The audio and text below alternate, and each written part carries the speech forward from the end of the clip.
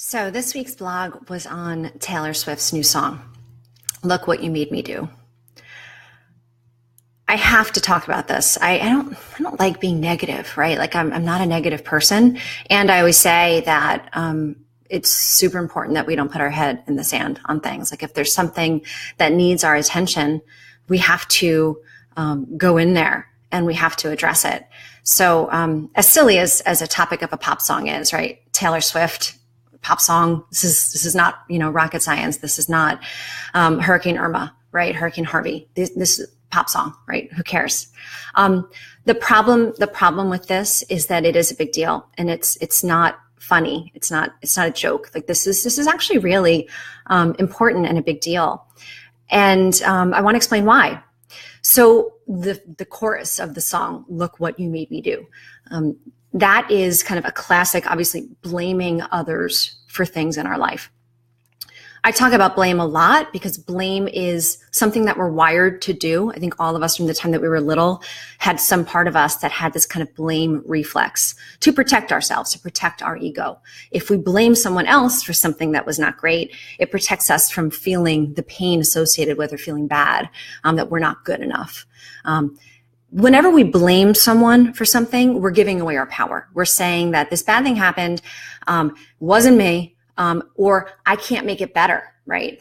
We're giving our power away. The other thing that we're doing when we blame is that we're literally not learning from whatever it is that went wrong. So basically, when we blame someone, instead of taking responsibility for what went wrong, we're not learning and we're not growing.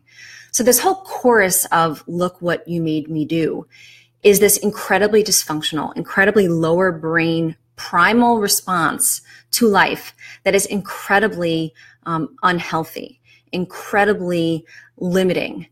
It's victimization. Basically, you're getting yourself stuck in the lowest level of consciousness, which is to be a victim.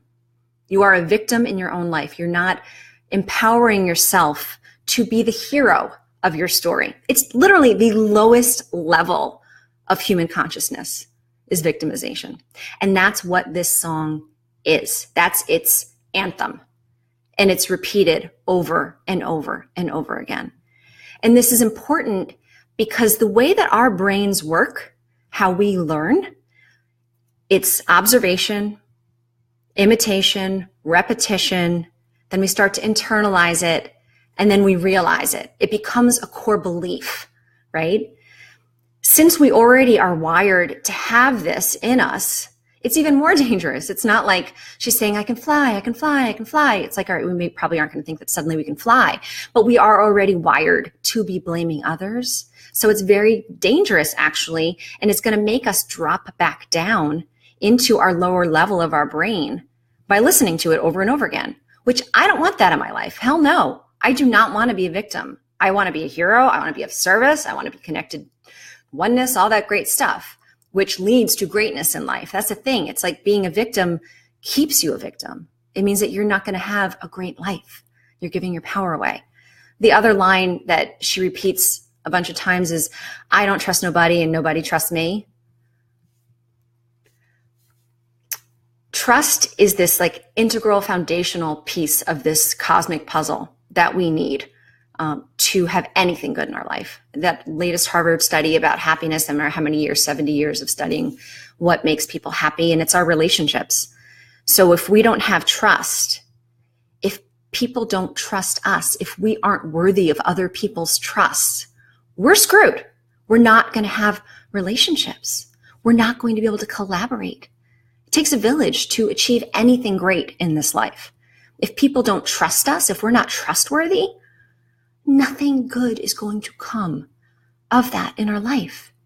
We need to be brave and trust others, and we need to be trustworthy. Does that mean we're going to be perfect? No. Does that mean that other people in our life are going to be perfect?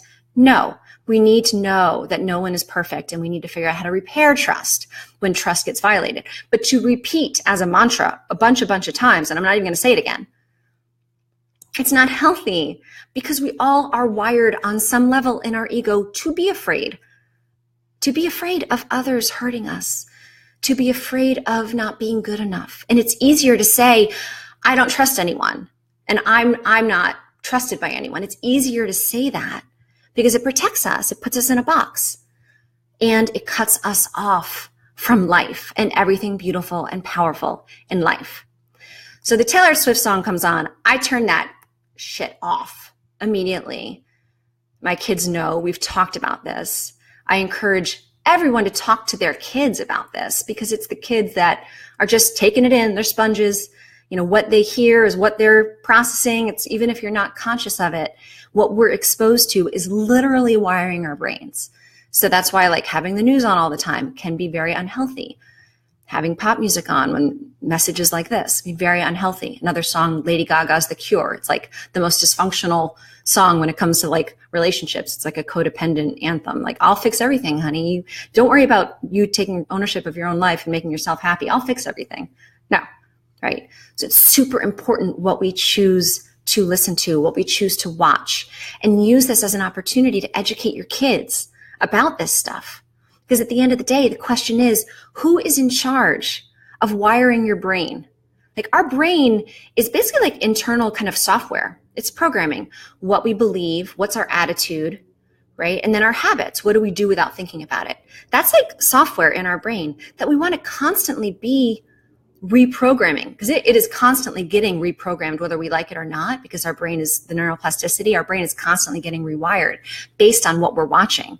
So are we passively giving away the power to the media, entertainment, the news, whether it was our parents, what they taught us when we were little? Are we passively allowing our brains to be wired? Or are we taking control over how we're wiring our brains and how we want our brains to be of service to us? We want to believe things that are true. We want to have attitudes that make our life better. We want to have habits instilled that make our life better. So I guess parting question is, who is in charge of your brain? Are you in charge of your brain? Are you like consciously, mindfully choosing how you're programming your brain, what you believe, what attitudes you have, what habits you have? Or are you allowing Coca-Cola to make you think that Coke is joy, Coke is magic, Coke is happiness? You want to drink Coke. Coke is great. Coke isn't great. And I finally kicked that one.